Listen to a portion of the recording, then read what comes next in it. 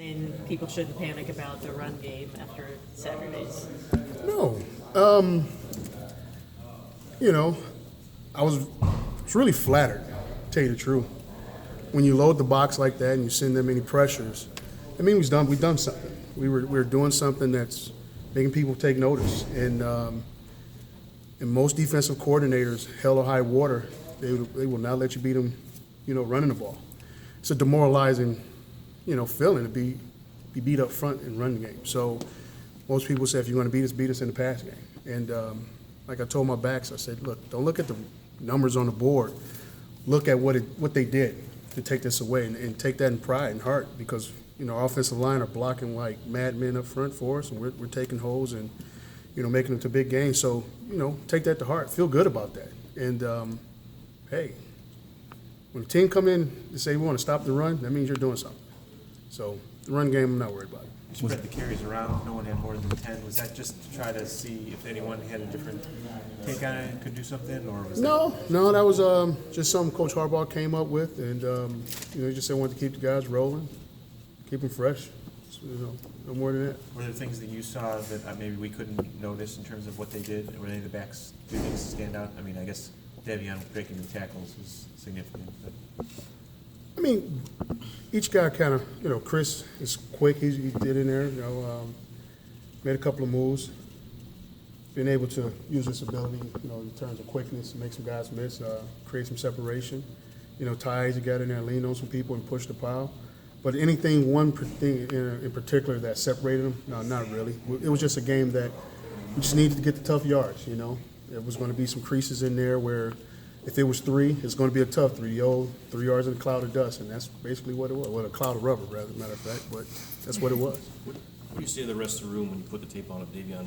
There's 9 in the box, and he's breaking 7 tackles and getting like a first down on that one run. What you tell the rest of the guys, like, this is it right here? In terms of what? Yeah, I mean, just as an example for everybody else in the room. Yeah, with his, if I had 5 Davions, I wouldn't. I mean, like I say, and I'm gonna say this again. Davion is a special guy. Every back is special in his own unique way.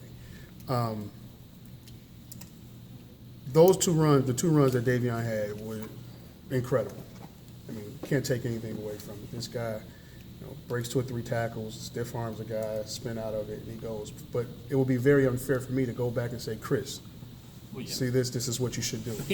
That's not Chris's deal.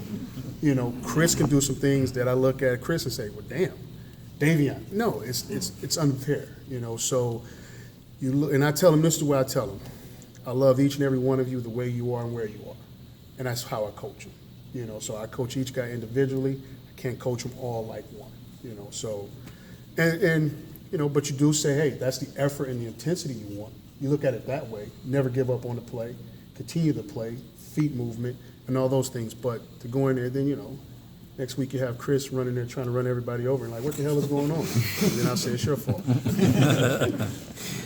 Coach Harbaugh was talking about Khalid Hill this a couple days ago and how he's risen up to give you some help around the goal line different ways. Can you talk about how you've seen him come on? Khalid is an amazing athlete.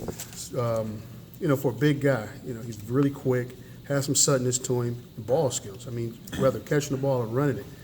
I think that was something that was, surprising for us, and also just saying, hey, we're able to use this thing down by the goal line to be a big guy, to be as quick and strong and be able to push the pile. So, why not use it? So he's very helpful in that regard. How have you guys been finding the right holes this year? As opposed to what? Last year we didn't find the right holes? You're good in that. I'm talking in terms of your expectations. Well, once again, my expectations always come across as just being able to trust them. Blitz pickup, getting the tough yards and doing all the right things. So, yeah, they're finding the right holes. Tyrone, what do you like most about Chris Evans? What I like most about Chris Evans, he is a guy, I'll explain him like this. He's like my Steph Curry in the room, meaning that he can create his own space. One-on-one, he can win one-on-ones. And most surprisingly, and I said this earlier, I didn't realize how tough he was between the tackles. That was one of my things coming in to see how could he run between the tackles, his toughness, his strength. He's surprisingly strong. He doesn't look strong. No, doesn't look it, but he's surprisingly strong. And And those are the things I like. A guy with that type of mixture of strength and being able to make guys miss is a huge deal. You know, Davion makes guys miss in a certain different way of making tackles and breaking tackles. Chris can actually create the separation, and not only once he creates the separation, he has the speed to pull away. So those are the things that you get excited about and you want to see more of, you know. So, I mean, he's a dandy delight to watch, you know. I like that guy.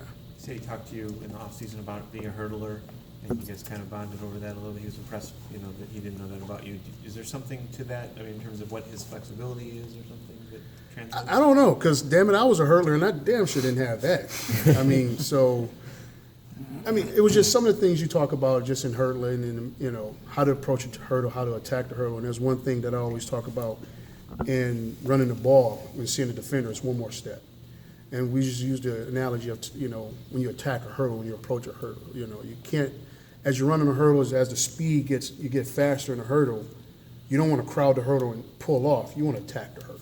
And so we just kind of talk about that in terms of how you run the ball. You want to attack every defender. And so, you know, that's kind of how certain things, you know, you can talk about that to certain guys, and they're kind of looking at you like, what the heck is he talking about? He, on the other hand, being a hurdler from one hurdle to the next, understood that. So there was an analogy and a concept that we can talk about to kind of carry over to the football field. The Colorado-Michigan matchup, obviously people think of 1994. I don't want to talk about You don't want to talk about it? No chatter from your teammates? Business as usual this week? Yes, business as usual. The goal is to get to 3-0, you know, and basically just play our brand of football, you know, wherever that may be. You know, I tell you, this set of receivers we have are, I mean, they're stepping up. They're looking really good. I mean, not only are they doing an incredible job, you know, pass receiving it. I mean, you look at these guys block. I mean, a couple of times it helped spring, you know, Chris Evans, Davion. I mean, they're just all around doing a great job. You know, so Spate is putting the ball right where it needs to be. I mean, he's out there throwing darts right now. He's having fun, and that's the great thing about it. And like I said, our offensive line are blocking well. And so, hey, you want to take away the run, you deal with us in the pass game. So give them a couple things to defend. Why Pick- why don't you want to talk about that game? Because I was there and I was on the sideline, thought we had the game won, and to have a Detroit native come in the freaking building and steal one from us and go back to Colorado wasn't a great feel. So, and I don't know, just certain things you kind of carry with you and it sticks with you. And I didn't play that much in that game, so you know, you're just like, man, you know, if I was healthy, maybe could have helped a little bit. But it's still a bad feeling. It is, and I think that was also a year that we kind of had, you know, national contention aspirations and things of that such. So just a bad taste still. Were you friends with that Detroit native? Not that time I wasn't. Not at that time. Yes, Now yes. you guys are friends? Yeah, well, I mean, we're still good. You know, he's a good guy. Does this provide any chance to get that bad taste a little bit off the palate? Well, I mean, this game, obviously, I mean, so many years removed. I'm in a different spot. This game has really nothing to do with that, you know, so just keep it separate. How is Drake Johnson handling not being able to be on the field right now? Drake's a competitor. Obviously, not being on the field, he wants to be out there, he wants to go, but Drake is a great teammate. I mean, great guy. I mean, he's in the room, spiritual, you know, lending hand in terms of helping guys prepare, but he's a great guy. I mean, I just say it's Drake Johnson. I mean, you can't say much about the guy, but he's doing well, helping the young guys. He's in the room being just positive, just a positive motivating force in the room for us all. We only saw a little bit of Kingston, but is he, what's his style? Is he more physical, big physical back? Or Yeah, is he he's more of he's a downhill guy, would surprisingly have some light feet, you know, so, you know, like I said before, just because you don't see a guy, everybody suspects bad things. No, he's just developing. There's some things he needs to develop because we have, you know, we're rotating 4 guys right now, and so while we're rotating the 4, hey, man, let's get him developed and let's work on his game and develop his game. You know, a guy coming straight out of high school really doesn't have a quote-unquote style right now. We're still trying to develop that and get him going. even deep on the depth chart, though, you guys wanted to play him and the red shirt thing not a factor? I mean, is that just to get him experience and see what the game feel is like, or?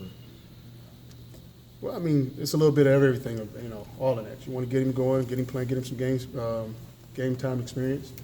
But at the same time, it just goes back to on my end, you know, of developing. You know, that's, a lot of that stuff is targeted towards Coach Harbaugh, but on my end, it's just more so developing Kingston Davis, you know, getting him a feel of who he is and what he is and what type of back that he is, and so we can develop that.